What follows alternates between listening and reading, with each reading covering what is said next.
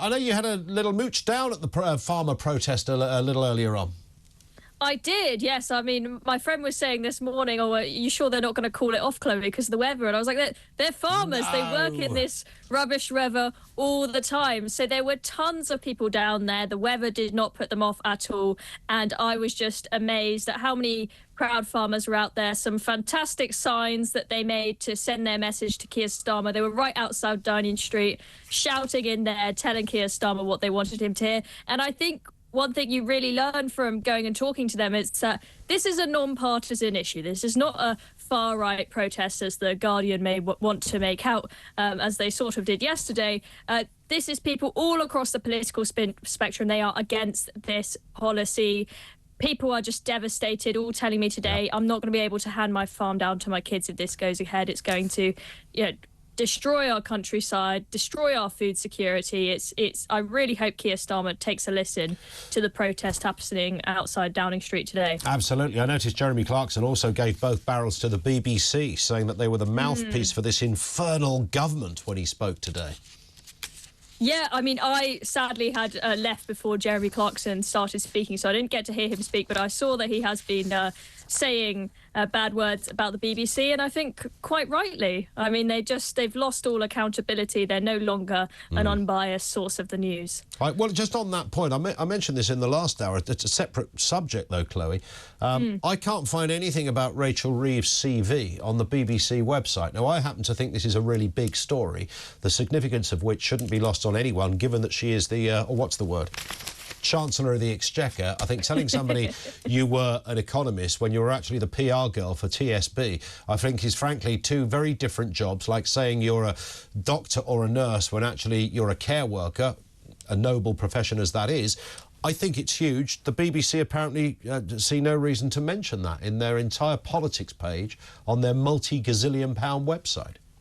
I know. I mean, the attempts of the left, the BBC, The Guardian, etc., to try and spin this in Rachel Reeves' favour, it's just pretty pathetic, the kind of stuff they're coming out with. So they're trying to say, oh, she's such an honourable woman because she had the tenacity to be honest with the public about this 22 billion black hole that she found, and she's been honest about the hard choices that we're going to have to make in order to fix that problem. She's not telling any porcupines. She's an honest woman, and no one's going to buy that. I mean, they were trying to lie after lie. She wrote her book with copy-paste from Wikipedia, didn't she? And now she can't seem to figure out A, what bank, and B, what role she had between, 2003 and 2006, or 2006 and 2009, whichever period it was. We're going to find out she worked in the call centre for Santander at some point, aren't we? I mean, I think that's going to be the, that'll turn out to be the reality. And I think we can all probably agree now that, this is,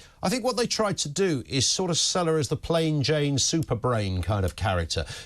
Although, she's not glam, she's very serious, she's very astute, she's a former chess champion, like she was Gary Kasparov. Turns out that wasn't true either. She was like the top economist at the Royal Bank of Scotland. Turns out that wasn't true, and wrote a book where she cut and pasted some other guff from somewhere else. Turns out that wasn't true. Is there anything about this woman that is true? I mean, you just cannot trust a word that she says, and this might not be such a big story if it did not come after all the revelations that we've had since the Labour Party stepped into government. We've had lie after lie after lie, almost every single promise that they made before the election to get themselves into power.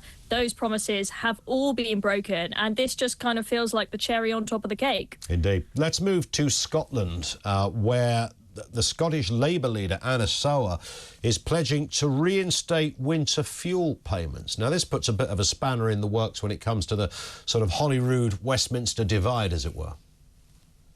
Absolutely. I mean, we've been talking about Labour's mistakes so far since getting into office. We've had the farmers' inheritance tax we've just been talking about. We've got that huge protest today. We've got Rachel Reeves' CV lies, scandal after scandal coming out for the Labour Party. And now we're starting to see the cracks emerge in terms of the unity of the party. I think one of the big unique selling points of the Labour Party at the election is that they are a more united party. I think Keir Starmer put a lot of work into trying at least to make the party look like it's united, versus the Tories, who seem to always be squabbling squabbling and can't agree with each other on anything. But now they are starting to become more disunited. It seems like the Labour Party in Scotland are almost posing themselves as the opposition to Keir Starmer by saying, we want to scrap your policy on the winter fuel allowance. We're going to make sure that our pensioners in Scotland get it if they get in those 2026 elections. It's not just there in Scotland where we're seeing disunity starting to emerge. We've got the bill on assisted dying, where we've got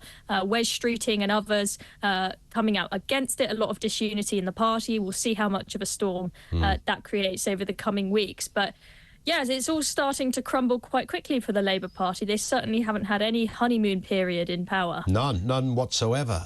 But, I mean, they can thank their lucky stars they're not the Welsh government, because there's something altogether rather bizarre going on over there. And I'm going to repeat what I said in the last hour, just because I like saying it, and that is the one group of people I really don't like, Chloe, are white people. I hate the whites. I think they're a funny old lot, the whites, particularly the Welsh whites, because they're all mad racist, you see. I've done the investigations. I've been around all the villages and all the towns, and I've seen the kind of stuff they talk about. They love all that. You know, they probably black their face up at the weekends because they're so damn racist over there. It's outrageous what is going on. So thank goodness the Welsh government have come along to kind of decolonise, if you like, the Welsh, because it's a bit too white, and we've got to get the anti-racism plan running and make sure that all of these terrible white majority beliefs are eradicated from people's brains so they can be a nice, harmonious place for everybody to live happy ever after. There you go. I mean, it is just insane. I mean, I really lost faith in humanity reading through this story, to be honest with you, Ian. It is such a non-issue. We live in one of the least racist, if not the least racist, countries in the world. Of course, you're going to have a few people who are racist in every society. But for this to be such an issue that we need to have it, you know, top priority for our governments, whilst, you know, we can't get an NHS appointment, the schools don't work, the roads are all full of potholes and everything else that's wrong with the country. You've got people in power prioritising this kind of nonsense. It is just absolutely ridiculous. I mean, I saw a story recently the other day about guidance that's being put out by local councils, some of which were in Wales, I believe, about advice for parents on how to bring up their children, to teach them about white supremacy and teach them to be sort of anti-racist warriors. And it was suggesting that if you play Monopoly with your children, you should give the white kids more money and more properties and less jail time in Monopoly to teach them about the white supremacy that they have. They're basically teaching these kids to hate themselves, which is, you know, absolutely fantastic when kids often have enough self-esteem issues as it is. Yes. I could not believe... Here's a few more for you. You're a white supremacist, but I'm only two. You know, what? Yeah. It's just insane. And the guidance that is put out, it suggests that it's not enough just to not be racist. That still makes you complicit in racism unless you are, as a 5-year-old, an anti-racist warrior out on the street campaigning for Black Lives Matter. You are a white supremacist, racist child. It is just insane that this is coming out of politicians who you think are grown adults, reasonable, well, educated Chloe, you know, people. These are grown adults, and of course, this is where your taxpayer money goes. Absolutely, and I think you just alluded to it there. I think if you say you recognise white supremacy, this is the funny bit, then that in itself is the fact that you recognise it. Hang on a second, you want me to recognise it, so when I say I recognise it, which by the way I don't, but if I did recognise it, that would also make me a white supremacist, because I am able to recognise it. I have the luxury and the privilege of being able to recognise something, therefore I'm part of the problem.